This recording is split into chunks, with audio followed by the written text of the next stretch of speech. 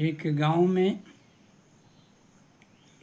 एक गरीब किसान रहता था। उसकी एक राधा नाम की बहुत ही सुंदर बेटी थी। दोनों शांतिपूर्वक रहते थे। उस एरिया का जो राजा था रुद्र प्रताप, वह घोड़े पर चढ़ कर के घूमने निकला था। वह राधा नाम की लड़की जो है नदी में कपड़ा खींचने गई हुई थी।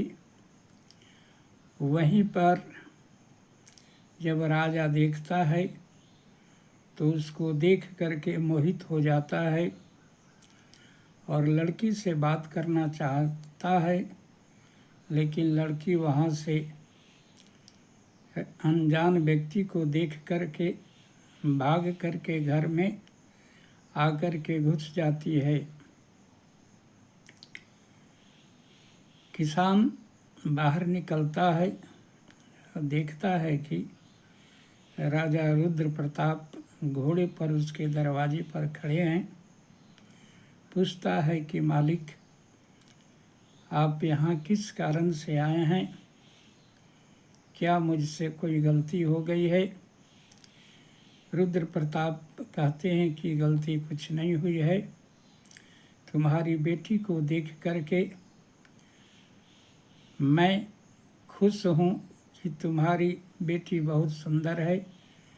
मैं इससे विवाह करना चाहता हूँ, इसलिए तुम्हारे बेटी का हाथ मांगने आया हूँ। गरीब किसान प्रसन्न हो जाता है और अपनी बेटी का विवाह कर देता है।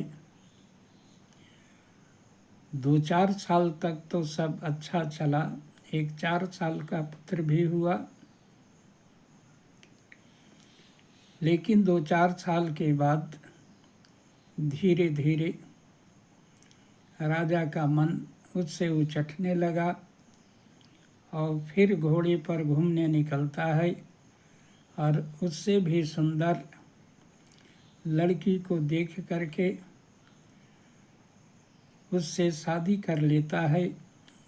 और जब वह नई पत्नी को लाता है तो वह उसको देख करके जलने लगती है और कुचक्र रच करके उसे महल से बाहर निकलवा देती है। अब वह पिता के यहाँ आ जाती है। फिर से गरीबी पूर्वक जीवन बिताने लगती है।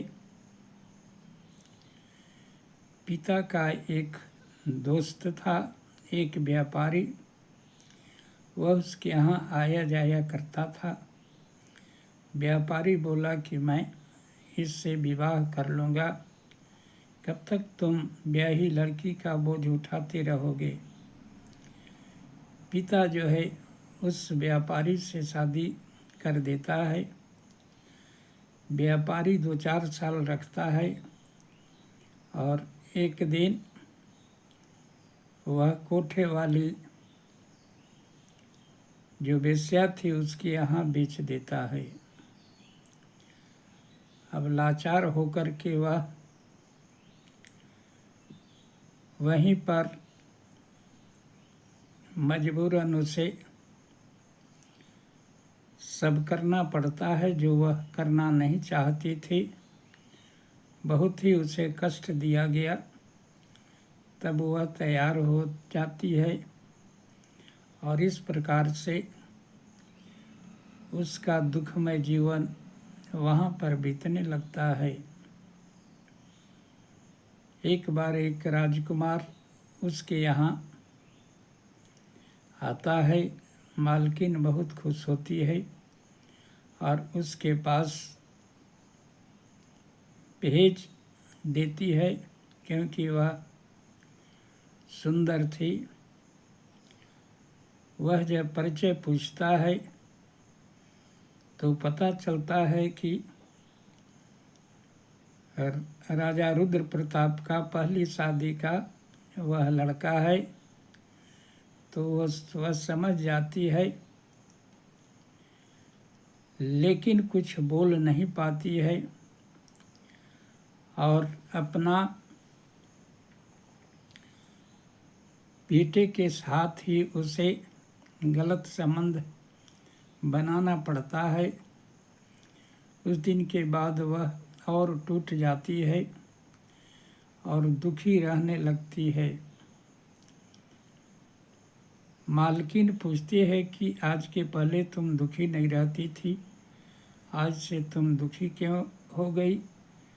कहा कि जो आज तक नहीं हुआ था वह आज हमारे साथ हुआ है, इसलिए मैं दुखी हूँ।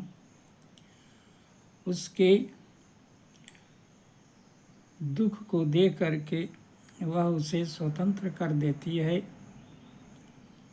वह दुखी होकर के एक पहाड़ से जान देने के लिए कूद जाती है,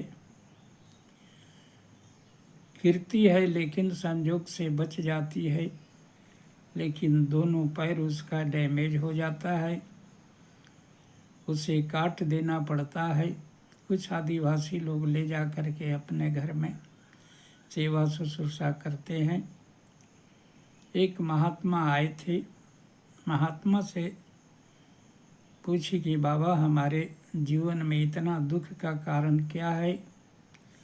महात्मा ध्यान लगाए और कहे कि तुम पिछले जन्म में